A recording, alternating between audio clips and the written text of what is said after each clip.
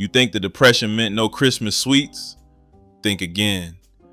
Black families in the 1930s turned kitchen scraps, foraged ingredients, and pure ingenuity into treats that rivaled anything store-bought. Let's dig into 30 cheap Christmas treats our ancestors made from almost nothing. Molasses pull candy was the Christmas tradition that turned an evening into celebration, requiring nothing but molasses, sugar, and willing hands. The mixture was boiled to hard crack stage, then poured onto greased platters to cool just enough for handling. Children and adults would butter their hands and begin pulling, stretching the dark candy until it lightened and developed silky texture. Partners faced each other, stretching the rope between them until arms ached from the effort. As the candy cooled, it was twisted into ropes and snapped into pieces that lasted weeks in tins. Molasses was the cheapest sweetener during the Depression, making this candy possible for almost any family. Pool candy transformed poverty into celebration, proving Christmas joy came from togetherness rather than store-bought luxuries. Sorghum popcorn balls appeared on Christmas tables throughout Black households where both ingredients grew abundantly and cost almost nothing. Popcorn was popped over wood fires, then drizzled with hot sorghum syrup, boiled to the perfect sticky stage. Buttered hands shaped the mixture into balls while still warm, pressing firmly so kernels held together. The syrup added deep, earthy sweetness that refined sugar could never match, complementing the toasted corn perfectly. Children received these as Christmas gifts, wrapped in waxed paper or tucked into small bags. Sorghum popcorn balls represented the ingenuity of families who grew their own sweetener and corn. The treats lasted for days, carried in pockets and nibbled slowly to make Christmas stretch as far as possible. Parched peanut brittle was the Christmas candy requiring nothing but peanuts, sugar, and patience over a hot stove. Peanuts grown in backyard gardens were roasted until fragrant, then folded into caramelized sugar and poured thin onto greased surfaces. The mixture hardened into sheets that shattered into golden shards, delivering satisfying crunch, followed by rich, roasted flavor.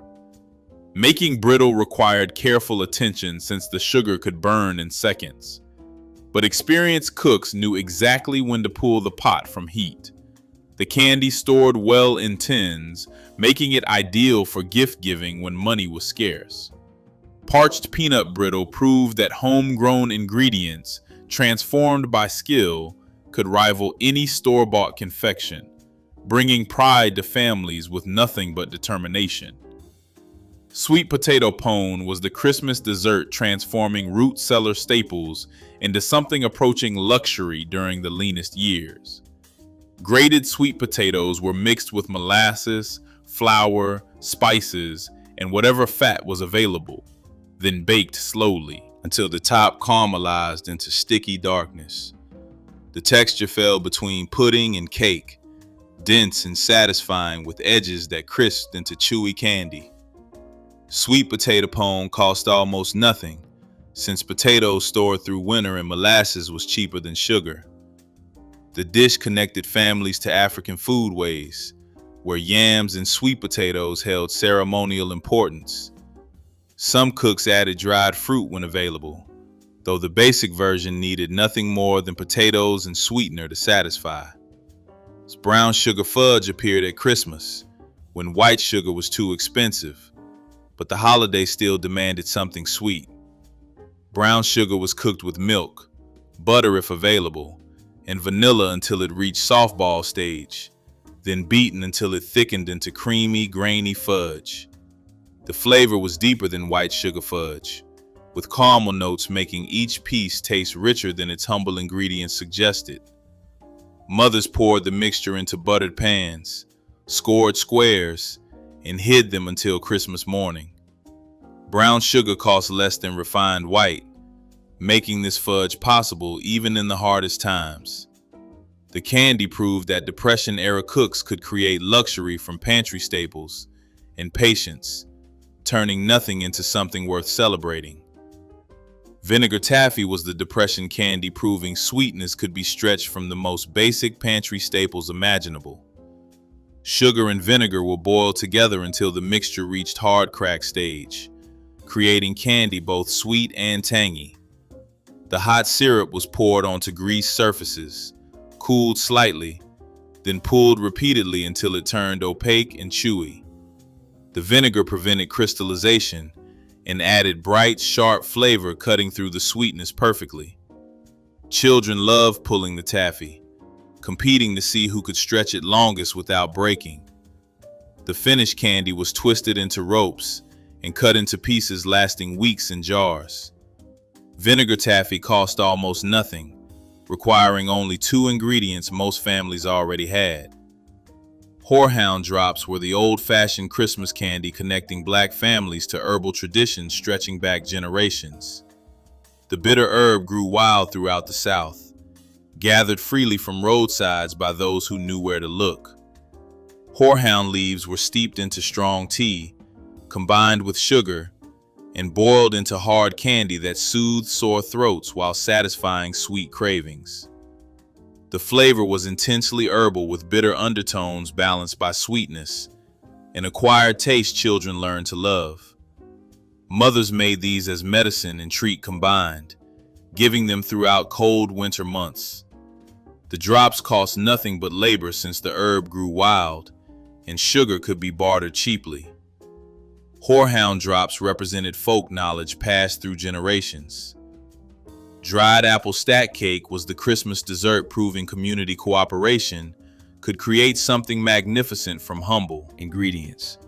Thin spiced cake layers were stacked high with dried apple filling between each, the assembly left to rest while moisture from apples softened the cake. Each family might contribute one layer, with the hostess providing apple filling from autumn's preserved harvest. The cake improved with time, flavors melding until layers became almost indistinguishable from filling. Dried apples were affordable since families preserved their own, and cake layers required only basic pantry staples. The finished stack reached 8 or 10 layers tall, impressive enough for any Christmas table. Stack cake proved collective effort created celebration no single family could achieve alone. Persimmon bread was the Christmas treat requiring foraging skills passed through generations of Black families who knew the land intimately. Wild persimmons ripened after first frost, their flesh transforming into honey-sweet pulp gathered freely from trees throughout the South. The pulp was mixed with flour, sugar, eggs, and spices, then baked into dense, moist loaves tasting of autumn concentrated. The flavor was unique, deeply sweet with notes of dates and honey impossible to replicate otherwise. Gathering persimmons was family activity, children climbing trees while adults caught fruit in sheets below. The bread kept well, making it ideal for Christmas gift-giving. Persimmon bread connected families to traditions of gathering wild foods that sustained ancestors. Cracker pudding turned stale soda crackers into Christmas dessert tasting far more expensive than its humble origins. Crushed crackers were layered with custard made from eggs, milk, sugar, and vanilla, then baked until the top browned and interior set creamy. The crackers softened into custard, creating texture similar to bread pudding with subtle saltiness balancing sweetness. Raisins or coconut were added when available, though the basic version satisfied perfectly well. Cracker pudding cost almost nothing since stale crackers were scraps destined for waste anyway. The dish demonstrated how Depression cooks refused to discard anything edible, transforming garbage into celebration food. Cracker pudding proved imagination and thrift created desserts worth serving at any Christmas table.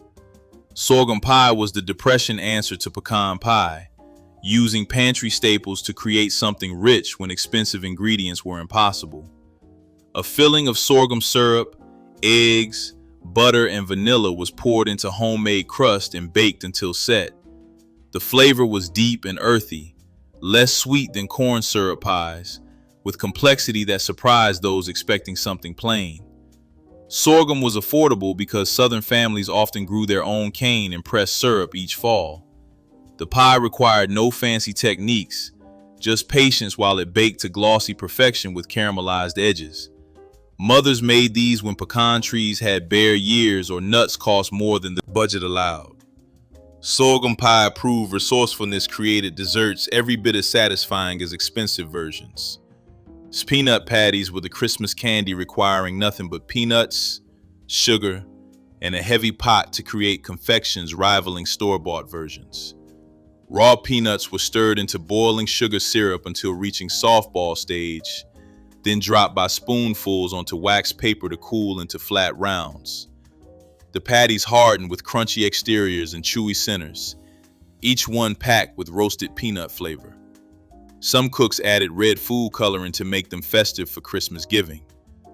Peanuts grew easily in southern soil, making them virtually free for families with garden space. The patties stored well in tins, lasting through the holiday season without losing their satisfying crunch. Peanut patties proved homemade candy could rival anything from the general store. Cornmeal shortbread was the humble cookie that stretched precious wheat flour by substituting corn, creating something uniquely Southern and delicious. Butter or lard was creamed with sugar, then mixed with cornmeal and just enough wheat flour to hold the dough together.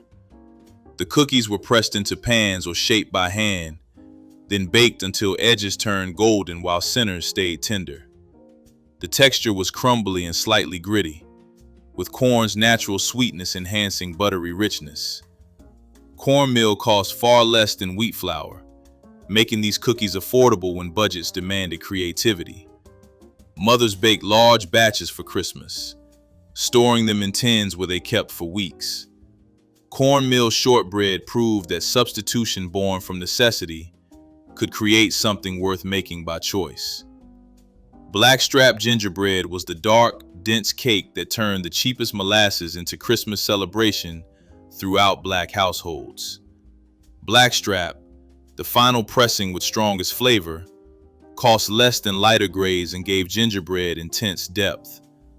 The batter combined molasses with flour, ginger, cinnamon, cloves, and whatever fat was available, then baked into loaves or sheet cakes. The finished gingerbread was almost black, deeply spiced and moist enough to last for days. Some families topped it with powdered sugar glaze, while others served it plain with coffee. Blackstrap gingerbread appeared at Christmas because spices were traditional holiday flavors, even when nothing else was affordable. The cake proved that the cheapest ingredients created the most memorable flavors. Bread hill pudding was the ultimate expression of Depression thrift, transforming dried bread ends into Christmas dessert no one would guess came from scraps. Bread hills saved throughout the week were soaked in milk until soft, then mixed with eggs, sugar, vanilla, and spices. The mixture baked into custardy pudding with crispy top and creamy interior that satisfied like something expensive. Raisins or dried fruit stretched the dessert further when supplies allowed. Bread hill pudding cost almost nothing, since the main ingredient was kitchen waste destined for chickens. Mothers made this knowing families would never suspect they were eating scraps transformed into something wonderful. The pudding proved that nothing needed wasting when creativity met necessity. Buttermilk pralines were the southern candy that used tangy buttermilk to create something resembling expensive New Orleans confections at a fraction of the cost. Sugar and buttermilk were boiled together until reaching softball stage, then beaten with butter and vanilla until the mixture turned creamy and thick. Spoonfuls were dropped onto wax paper where they spread into patties with slightly grainy texture and deep caramel flavor. The buttermilk added tanginess that balanced the sweetness and helped the candy set properly. Pecans were added when available, though plain pralines satisfied perfectly well during lean times. Buttermilk was cheap since it was often the byproduct of butter making that families did at home. The pralines proved fancy candy was possible without fancy ingredients or expensive nuts.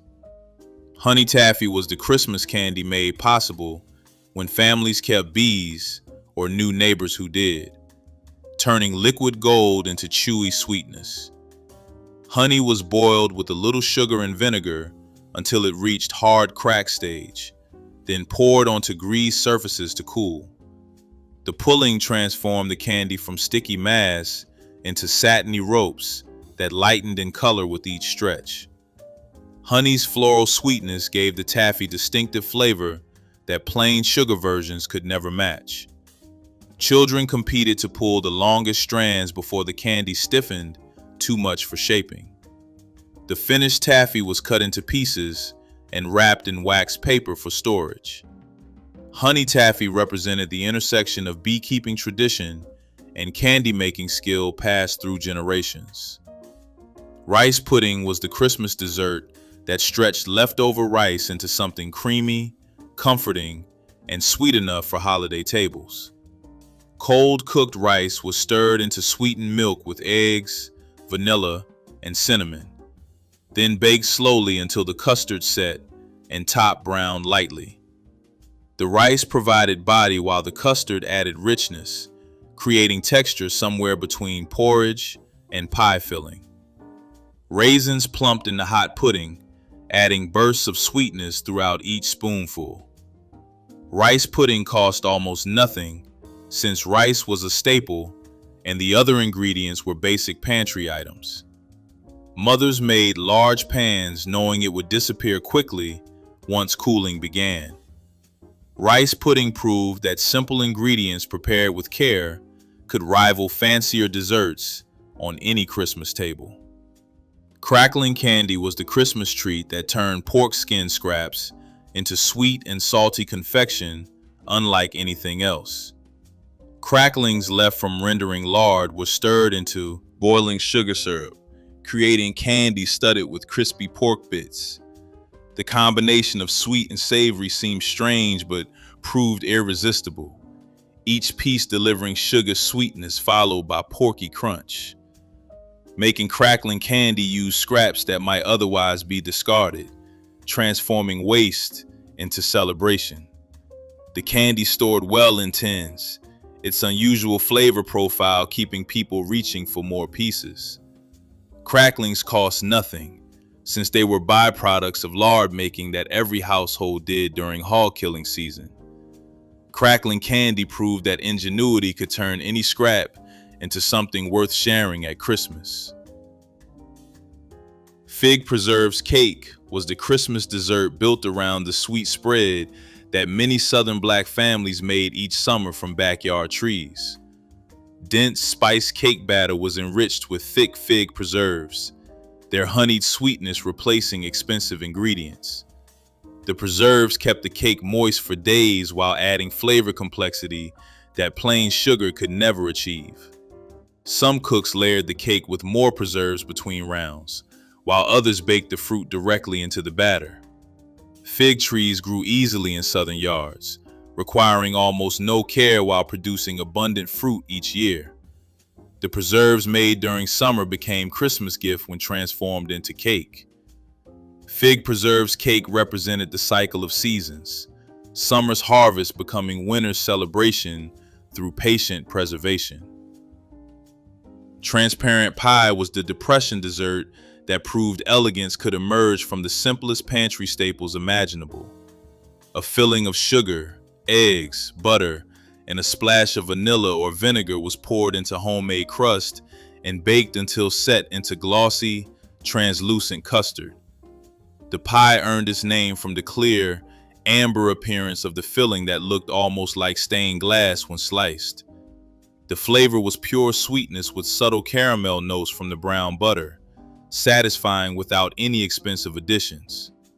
Transparent pie required no fruit, nuts, or fancy ingredients, just careful attention to avoid curdling the eggs. Mothers made these when the pantry held nothing but basics, yet Christmas still demanded dessert. The pie proved that skill and simplicity could create something genuinely beautiful. Peppermint sticks were the Christmas candy families made at home when store-bought versions cost more than budgets allowed. Sugar syrup was boiled to hard crack stage, flavored with peppermint oil, and poured onto greased surfaces. While still pliable, the candy was pulled and twisted into striped ropes by separating portions and adding red coloring to half. The finished sticks looked like expensive candy canes, bringing festive cheer without the store-bought price. Peppermint oil was affordable since a small bottle flavored dozens of batches.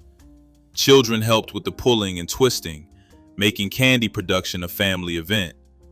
The sticks were hung on trees, tucked into stockings, or eaten as treats throughout the holiday. Homemade peppermint sticks proved Christmas magic required effort, not expense. 1.0. Coconut drops were the Christmas candy that brought tropical flavor to Depression-era tables when a single coconut could stretch into dozens of treats. Shredded coconut was stirred into boiled sugar syrup, then dropped by spoonfuls onto wax paper, where the mounds cooled into chewy, sweet confections. The coconut added texture and flavor that made each drop feel more substantial than its simple ingredients suggested. Some cooks toasted the coconut first for deeper flavor, while others left it raw for brighter sweetness. A single coconut cost little and yielded enough shreds for multiple batches of candy. The drops stored well in tins, their chewy texture actually improving after a day or two. Coconut drops proved that a little creativity could transport families far from Depression hardships. 1.0. Egg custard cups were the Christmas treat that turned basic ingredients into something silky and elegant for holiday tables. Eggs, milk, sugar, and vanilla were whisked together and poured into cups, then baked gently in a water bath until the custard set with barely a jiggle. The tops were sprinkled with nutmeg, its warm fragrance signaling Christmas as clearly as any decoration. Each cup emerged smooth and creamy, with texture so delicate it seemed impossible from such humble ingredients. Egg custard cups cost almost nothing, since eggs were plentiful and milk was a household staple. The individual portions made serving easy and gave each person their own special dessert. Custard cups proved that elegance came from technique, not expensive ingredients or complicated recipes. 1.0.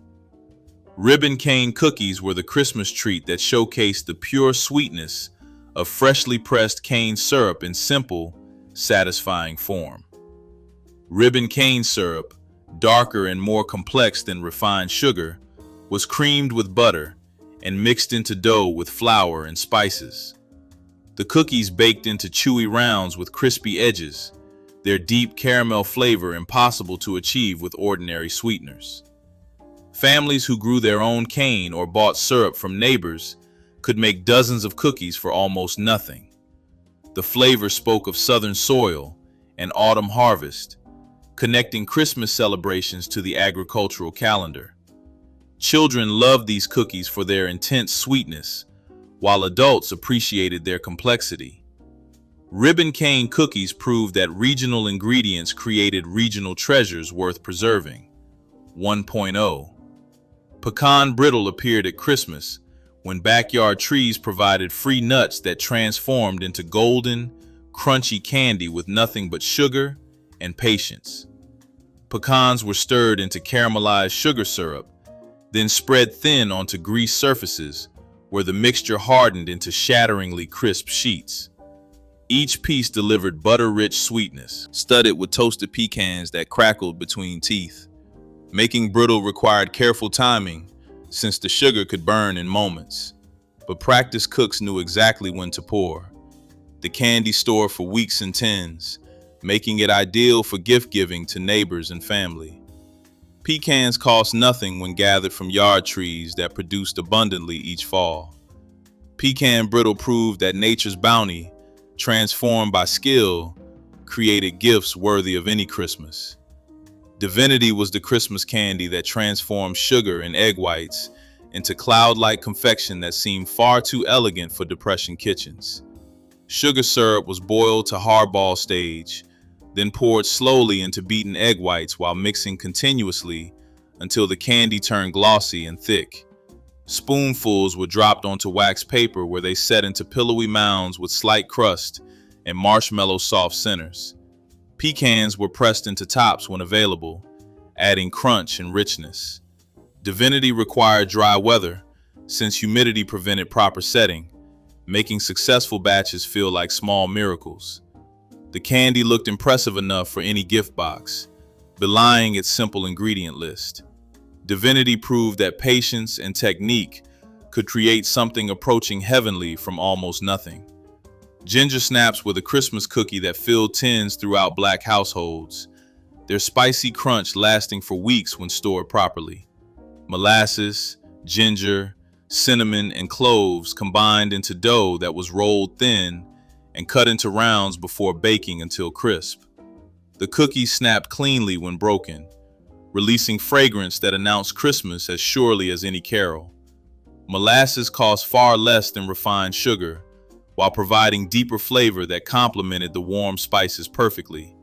Children helped cut shapes while mothers monitored ovens, making cookie production a family event. The snaps were packed into tins for gift giving or saved for dunking into coffee throughout the holiday. Ginger snaps proved that the simplest cookies often created the strongest memories. Chess pie squares were the portable version of the classic Southern pie, cut into bars that could be wrapped and shared throughout the Christmas season. The filling of sugar, eggs, butter, and cornmeal was spread into sheet pans and baked until the top crackled while the interior stayed custardy. Cut into squares, the bars traveled well and kept for days without refrigeration. The cornmeal added subtle texture that distinguished chess squares from ordinary sugar cookies. Mothers made large batches knowing the squares would disappear quickly once family and neighbors discovered them. The recipe required nothing fancy, just pantry staples combined with care. Chess pie squares proved that beloved flavors could be reimagined for sharing. Depression tea cakes were the simple cookies that Black grandmothers baked when fancy ingredients were impossible. But Christmas still demanded something sweet. Flour, sugar, butter or lard, eggs, and vanilla, combined into soft dough that was rolled and cut into rounds before baking until barely golden. The cookies were tender rather than crisp, their subtle sweetness perfect alongside coffee or tea on Christmas morning. Tea cakes required no frosting or decoration, their plain beauty reflecting the humble circumstances that created them.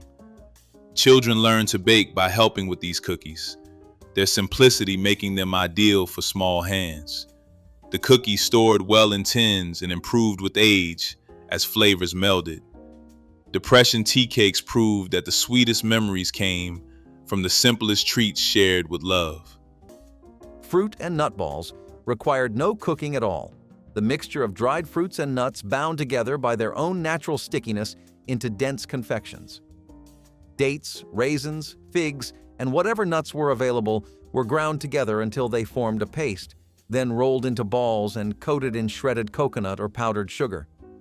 The candy was dense and chewy, each bite delivering concentrated fruit sweetness alongside nutty richness. Black families made fruit and nut balls for Christmas because ingredients kept well and the recipe demanded no precise temperatures or timing. Children helped by rolling the mixture in their small hands, learning candy making through this forgiving process. The balls appeared on holiday platters as the healthy option among richer confections, though they satisfied cravings as effectively as any fudge. This no-cook candy brought homemade treats within reach of anyone willing to chop and roll. Bacon-wrapped water chestnuts delivered crispy, salty, and slightly sweet bites that children fought over despite not knowing exactly what water chestnuts were, the bacon exterior and crunchy interior creating mysterious but delicious combinations. Aunties would drain cans of whole water chestnuts, wrapping each one with half a strip of bacon and securing it with toothpicks before arranging them on baking sheets. Before baking, Each bundle was brushed with a mixture of brown sugar and soy sauce that caramelized during cooking, creating a sweet salty glaze that coated the bacon. The water chestnuts roasted until the bacon was crispy and rendered, the fat dripping away while the sugar coating turned golden brown and slightly sticky. In Black households during the 1970s, bacon-wrapped water chestnuts represented sophistication borrowed from magazines, recipes that seemed fancy but remained simple for home cooks. Children loved them because bacon made everything better. Chicken liver pate brought sophisticated flavors to African American Christmas tables without requiring expensive ingredients. Chicken livers were sautéed with onions in butter until cooked through, then blended smooth with cream cheese, bourbon, and warm spices. The mixture was packed into crocks and chilled until firm enough to spread on crackers or toast points. The flavor was rich and earthy, with bourbon adding warmth complementing holiday celebrations. Families valued this appetizer because chicken livers cost pennies compared to fancy imported pâtés, yet the result tasted equally elegant. Grandmothers who learned to stretch every dollar transformed humble organs into something guests assumed came from specialty shops. The pâté kept well for days, ready to serve whenever visitors stopped by.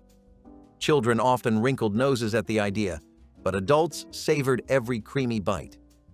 This dish proved African American cooks could create refinement from resourcefulness, turning ordinary into extraordinary. Devil's food cake layers were the rich, chocolatey showpieces that often appeared on New Year's tables, the kind of dessert meant to end the year with something bold and memorable.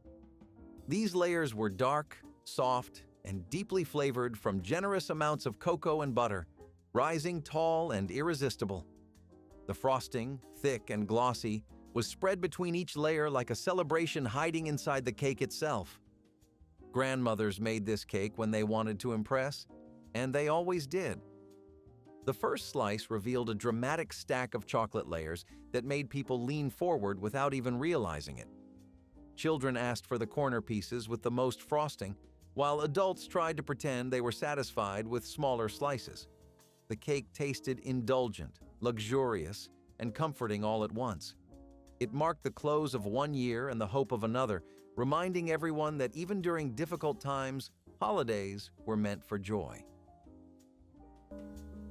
Pig ears boiled then fried transformed another discarded cut into crispy, gelatinous treats that appeared at gatherings and celebrations throughout Black communities nationwide during warm months. The ears were thoroughly cleaned, boiled until tender, then sliced into strips, breaded, and deep fried until golden and crispy on the outside with satisfying crunch. The texture was unique, with crispy breading giving way to tender cartilage that had a satisfying chew unlike any other food available anywhere. These weren't everyday food, but special treats that showed up at fish fries, family reunions, and summer cookouts where people gathered to celebrate.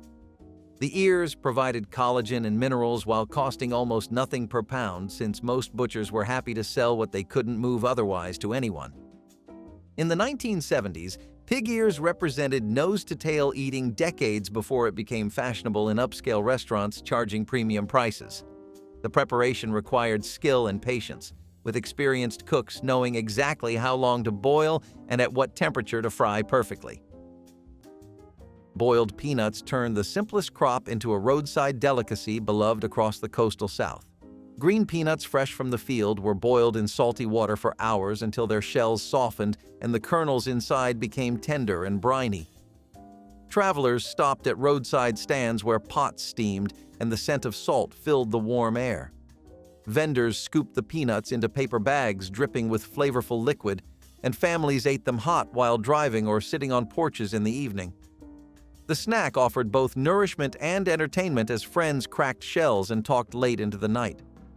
Farmers appreciated the way boiled peanuts made use of young harvests that might not keep for roasting. Although convenience stores sell packaged versions, the true experience of a freshly boiled peanut eaten outdoors remains unmatched, carrying the taste of red clay fields, summer humidity, and the easy rhythm of Southern hospitality shared one shell at a time. Tell us which tradition you'd bring back, like this video if the memories made you hungry, and subscribe to keep these rich flavors alive. Pork crackling cornbread was a dish that made even a simple pan of bread feel like a celebration. Cracklins, small crispy bits left from rendering pork fat, were cheap to come by and packed with flavor. My grandmother folded them into cornbread batter, the fat melting and the crunchy pieces scattering through every slice. Baked until golden, it came out hearty and rich, with texture that plain cornbread never had. The salty pork balanced the sweet cornmeal, making each bite feel indulgent even though the ingredients were inexpensive. Families sliced it thick and ate it alone or alongside beans, greens, or stews, letting the cracklins carry the flavor of meat through the whole meal. In the 1960s, this kind of dish made families feel proud, as though they had something special on the table despite the hardships around them. Pork crackling cornbread was thrift turned into joy, simple food lifted by the spirit of making do. Red drink. Juneteenth punch flowed like a symbol of freedom and memory at community celebrations marking emancipation. Made from hibiscus petals or bright strawberries steeped into a deep crimson infusion, the drink stood for resilience and the blood of those who fought for liberation. Families would gather in churchyards and town squares, pouring the sweet, tangy liquid into simple cups while music and laughter filled the warm June air. Children chased each other between picnic tables as elders told the story of the first Juneteenth, reminding everyone of the hard-won joy behind the holiday. The punch often carried a gentle spice from cloves or ginger, offering a flavor both refreshing and layered, much like the history it honored. Preparing the drink was as important as drinking it, with women and men alike contributing fruit, sugar, and labor to the cause. Though some communities still keep the tradition alive, many younger generations have never tasted the vibrant red drink that once defined a day of remembrance and celebration. Apple brown. Betty was the dessert that proved nothing in Grandma's kitchen ever went to waste. If the bread was stale, it went into the dessert. If the apples were bruised, she peeled around the soft spots and used them anyway. Layered with spices, butter, and crumbs, then baked until bubbling, this dish carried the spirit of resourcefulness passed down through generations. It tasted warm, familiar, and comforting in a way only a dessert born from necessity can. Apple Brown Betty showed families that the sweetest things often started with what people overlooked. And during the holidays, when the house was full and the stove seemed to work overtime, this dessert slipped into the lineup like it had always belonged there. The scent alone made people drift into the kitchen, following the cinnamon and butter like a trail. It reminded everyone that good food did not need perfection. It just needed heart, patience, and the willingness to make the most out of what was already there. Green tomato slices served with remoulade sauce were crispy, tangy bites that introduced children to Southern traditions, the cornmeal coating providing crunch while the tart tomato inside stayed firm and flavorful. Mothers would slice green tomatoes thick, dredge them in seasoned cornmeal mixed with flour and spices, then fry them in hot oil until golden brown and crispy. The remoulade sauce was made from mayonnaise, mustard, pickles, capers, and spices, creating a tangy, creamy dip that complemented the fried tomatoes perfectly. Each slice was served hot with a small dish of sauce for dipping, the combination of temperatures and textures making every bite interesting. In 1970s, Black households, fried green tomatoes represented end-of-season resourcefulness, using tomatoes that wouldn't ripen before frost to create something delicious. Children loved fried green tomatoes because they were crispy like French fries but tasted tangy and different, expanding their understanding of what vegetables could be. Chess pie was the mysteriously named Christmas dessert that African American families baked when simplicity and sweetness were all that mattered. The filling contained nothing more than eggs, sugar, butter, and a splash of vinegar or buttermilk that gave it a slight tang beneath all that sweetness. Some added cornmeal for texture, creating a thin crust on top as the pie baked. The name's origin remains debated. Some say it came from chest pie because it kept well without refrigeration. Others claim it was just pie, spoken with a Southern accent. Black families made chess pie because the ingredients were always on hand and the result never disappointed. The filling baked into a golden custard with a slightly caramelized top that crackled when sliced. Served in thin wedges because of its intense sweetness, chess pie was often the last dessert remaining on holiday tables because everyone assumed someone else had claimed it. This pie was proof that the simplest recipes often endured the longest. Candied orange peel transformed what most families threw away into jewel-like confections that sparkled with sugar crystals. The process required patience. Peels boiled multiple times to remove bitterness, then simmered in sugar syrup until they turned translucent and tender.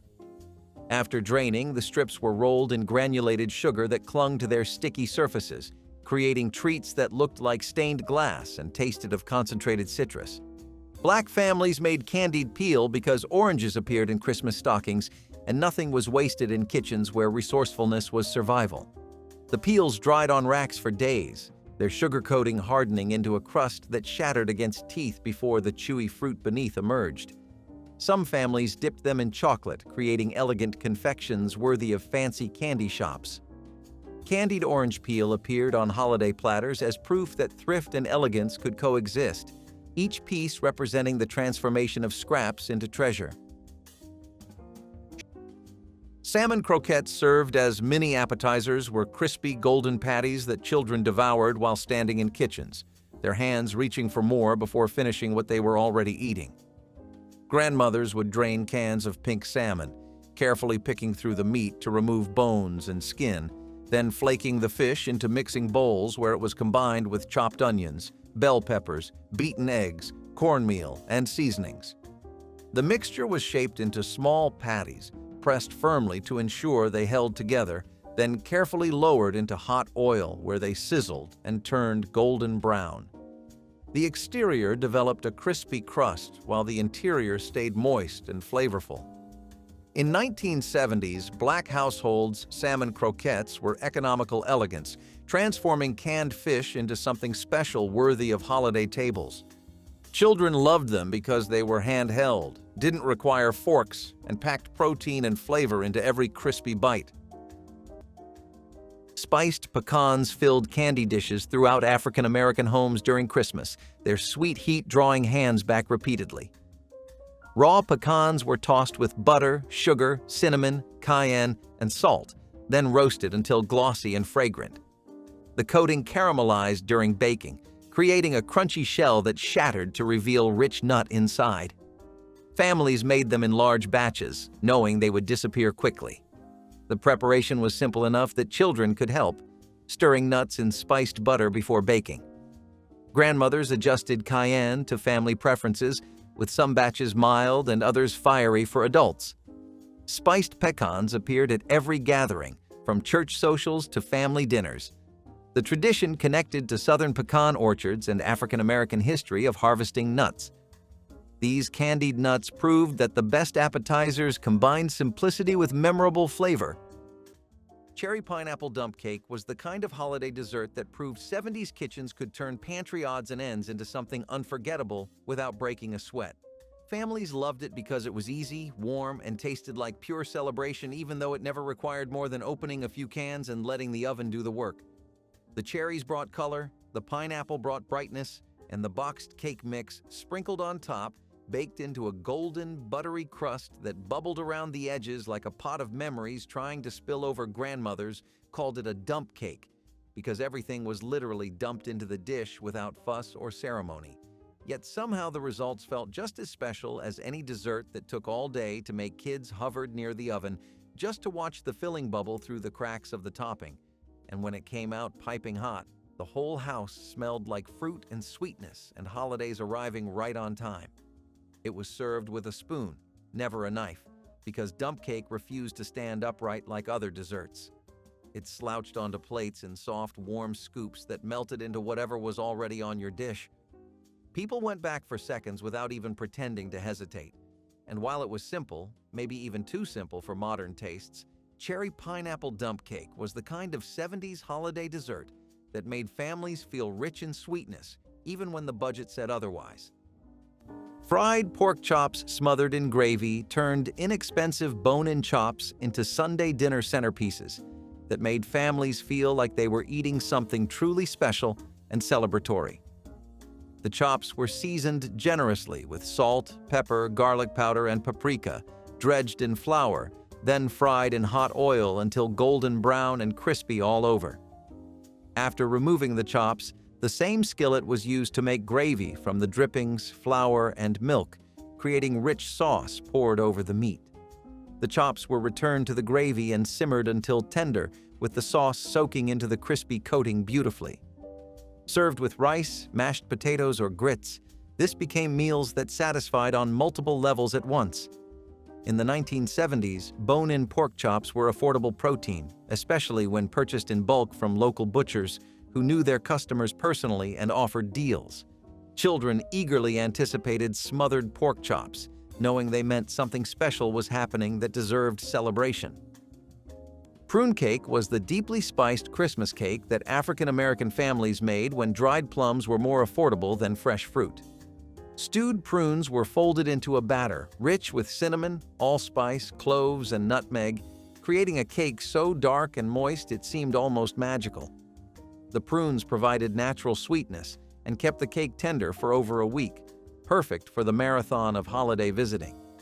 Black families often frosted prune cake with caramel or brown sugar icing, amplifying the deep flavors already present.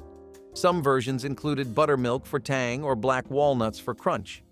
The cake was substantial enough to anchor a dessert table, yet refined enough to serve to the preacher when he came calling. Prune cake represented the ingenuity of making celebration from what was available, turning an unfashionable fruit into something genuinely delicious. Those who remember it recall its complex spice and satisfying density with real affection. Which Depression-era treat would you bring back this Christmas? Drop it in the comments. Hit like and subscribe for more forgotten recipes from our ancestors' kitchens.